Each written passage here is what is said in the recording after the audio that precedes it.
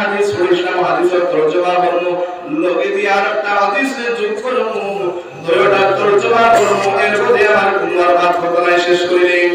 আমার ভাই আমার হুজুর কোন নবী দিয়ে ফরমান, আগর হুজুরে বয়ান করিয়া গেছেন নামাজ পড়লে কি তা হয়, নামাজ না পড়লে কি তা হয়। আমি শুধুমাত্র 5টা পুরস্কার দিয়া যাইয়া মুসলমান হল। সে মানছে 5 ওয়াক্ত নামাজ পড়েছে, আল্লাহ পাকে তার 5টা পুরস্কারে পুরস্কৃত করবে। সুবহানাল্লাহ। পর্যন্ত কাম থেকে আমরা সারা বাঁচিয়ে থাকবো আর নামাজের কায়েম করব।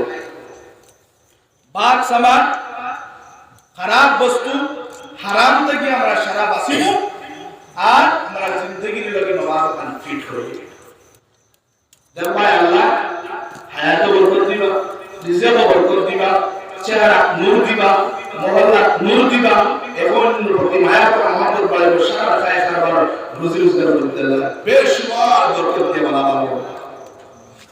এর লাগিয়া আমি 5টা পুরস্কার দেব ইনশাআল্লাহ। নামাজ পড়লে 5টা পুরস্কার দিতে দিবা। আল্লাহ রাসূল ফরমায়, মান হাফাযা আলা সালাতি আকরামাহু আল্লাহু বিখামস খিসাল।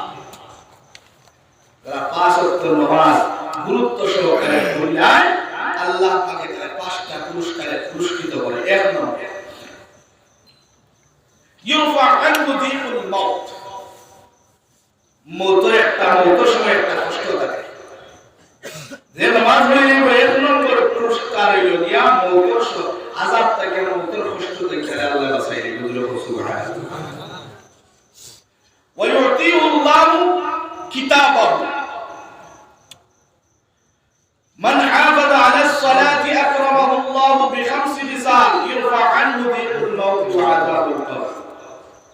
এক, মৌতের শক্তি থেকে বাঁচাইবা, কবরের আযাব থেকে কবরের আযাবের মাফ করবা। 3 নম্বর, নামায় আমল লাইন হাতে নিতে দিবা। 4 নম্বর, ফুল চিরাতর গান বিজলি আকারে পাবে, আল্লাহ পারবে দিবা। আর 5 নম্বরে লগিয়া বিনা আশরের জন্য সুবহানাল্লাহ।